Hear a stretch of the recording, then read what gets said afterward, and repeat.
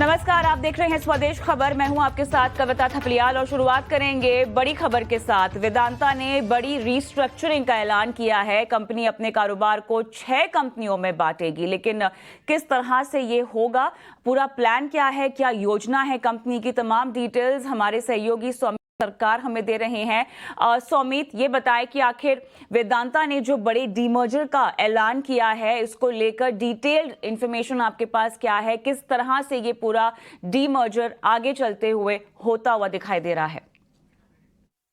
Vedanta group में 2 बड़े demerger के अनाउंसमेंट आए। सबसे पहला आया था हिंदुस्तान जिंक में, जहां पे उन्होंने कहा कि वो 3 डिफरेंट यूनिट्स बनाना चाहते हैं कंपनी के।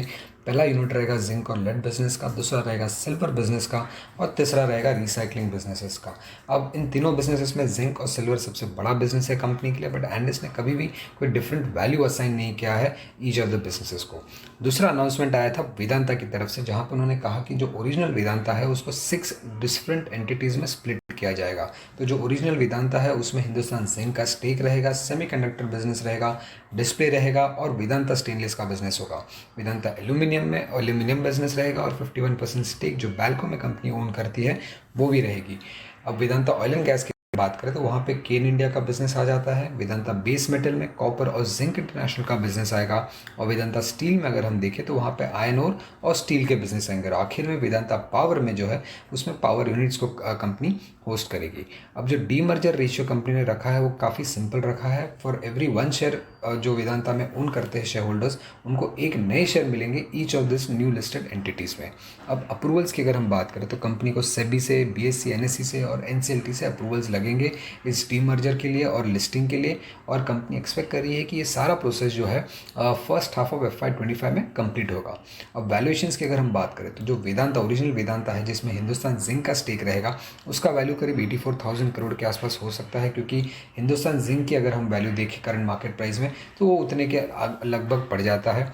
वेदांता एल्यूमिनियम की अगर हम बात करें तो वहाँ पे एनालिस्ट इस बिजनेस को करीब 46,200 करोड़ का वैल्यूएशन दे रही है। वेदांता ऑयल एंड गैस की अगर हम बात करें तो इस बिजनेस को 31,500 करोड़ का वैल्यूएशन दिया जा रहा है। वेदांता स्टील की अगर हम बात करें तो उसको 12,600 करोड़ का वैल्यूएशन दिया जा रहा है। वेदांता बेस मेटल की अगर हम बात करें तो उसको करीब 8,900 करोड़ का वैल्यूएशन एनालिस्ट अब के टाइम पे दे रहे हैं। और आखिर में वेदांता पावर की अगर हम बात करें तो इस बिज़नेस को करीब 4,900 करोड़ का वैल्यूएशन दिया जा रहा है।